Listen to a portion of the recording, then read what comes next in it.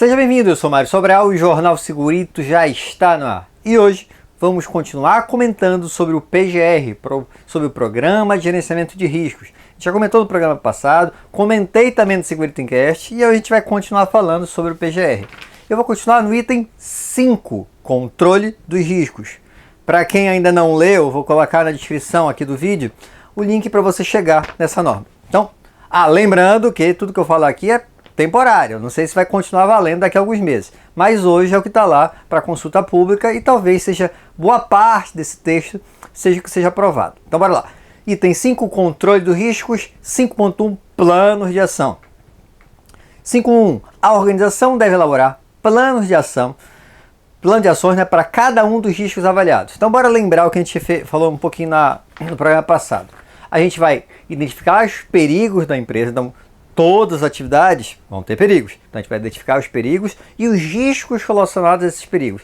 Só que a gente precisa fazer uma correção desses problemas identificados. Então é isso que ele fala aqui, ó. A organização deve elaborar plano de ação para cada um dos riscos avaliados. E ele vai falar o seguinte, ó.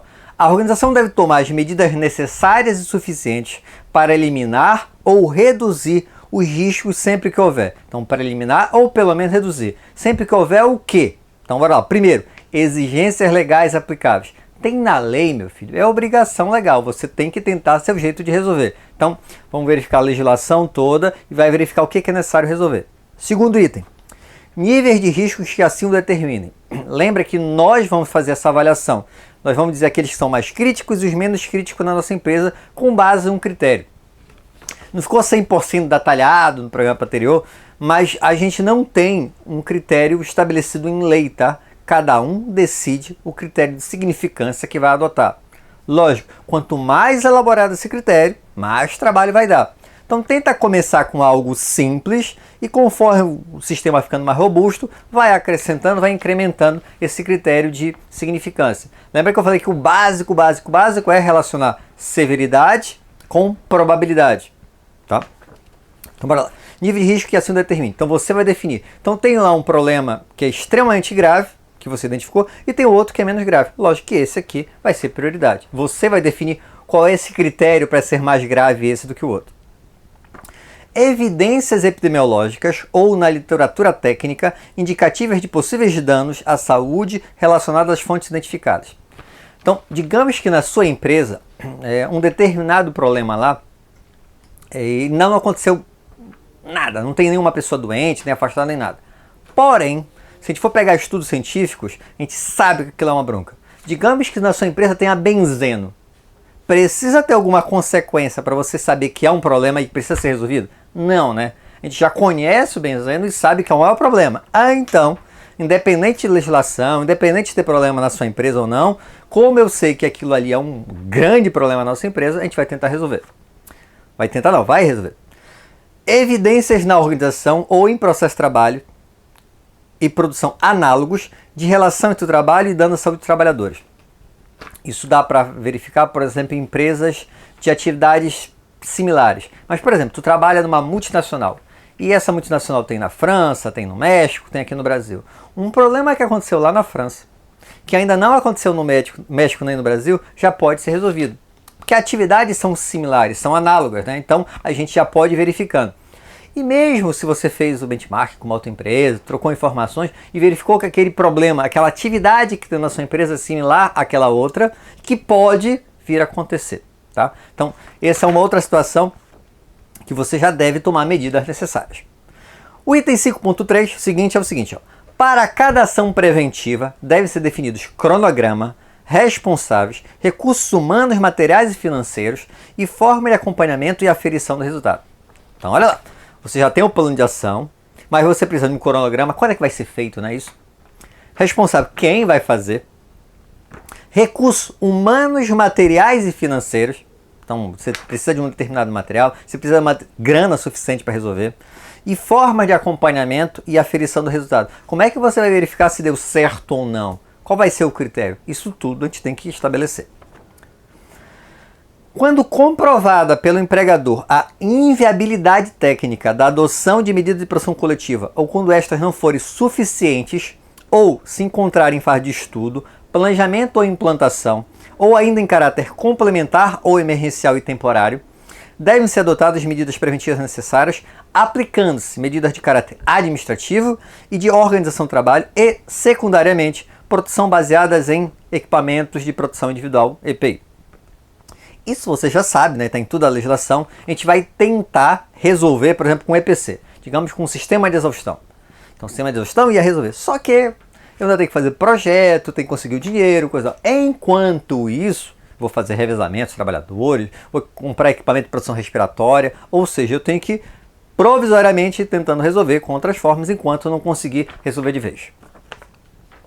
Além das medidas para eliminar ou reduzir os riscos existentes, a organização deve adotar medidas para controlar os riscos. E quais são essas situações? Olha aqui o que ele vai dizer. Nas mudanças planejadas, temporárias ou permanentes, que possam dar origem a riscos relevantes. Então, eu vou tentar eliminar ou reduzir os riscos sempre, né? Mas onde é que eu vou tentar pelo menos minimizar?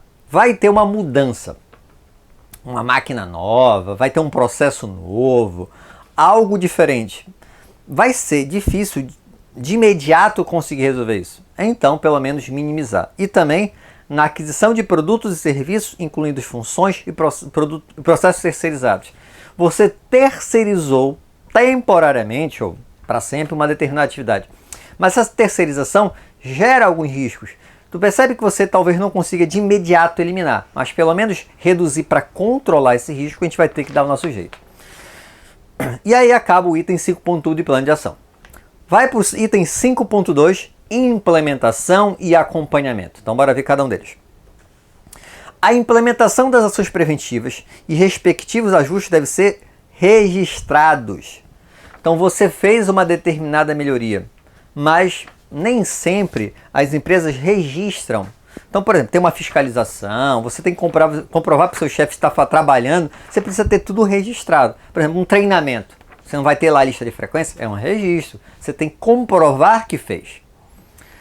O desempenho das ações preventivas deve ser acompanhado de forma planejada e contemplar. O que a gente tem que contemplar nesse acompanhamento das ações preventivas? Primeiro, a verificação da execução das ações planejadas. A gente tem que verificar se realmente foi executado, né? A gente verificar se houve essa execução das ações planejadas. Segundo, as inspeções de locais e equipamentos de trabalho.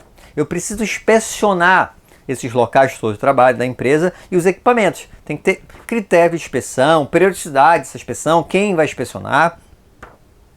O monitoramento das condições ambientais e exposições a agentes nocivos quando aplicável. Então, por exemplo, avaliação de ruído, de calor, de vibração, produtos químicos. Esse acompanhamento, esse monitoramento das condições ambientais precisa ser feito o tempo todo. E as ações preventivas deverão ser corrigidas quando os dados obtidos no acompanhamento indicarem deficiência em seu desempenho. Então, isso tudo que você fez aí, identificou que há um problema, por exemplo, em relação a avaliações ambientais, está acima do limite de tolerância, as inspeções foram identificados problemas, então você vai ter que fazer ações preventivas, isso é meio óbvio.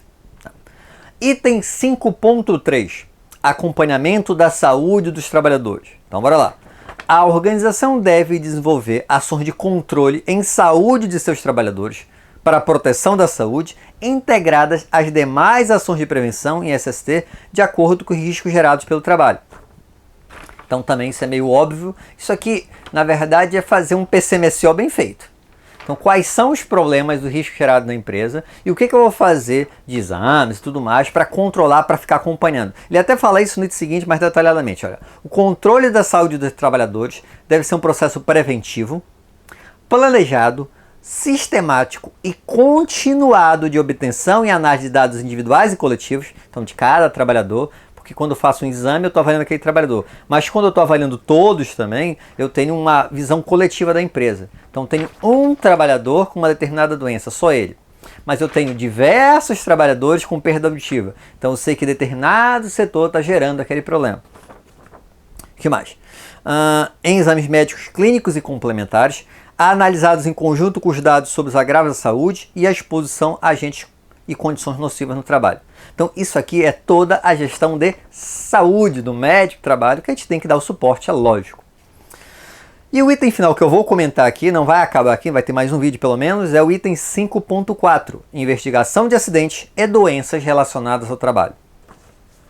As ações de prevenção em SST devem incluir a investigação de acidentes e doenças relacionadas ao trabalho. Óbvio, né? Eu preciso, como ação de prevenção, verificar quais são os acidentes que aconteceram, o que eu posso fazer para tentar resolver os problemas gerados por esses acidentes e também as doenças.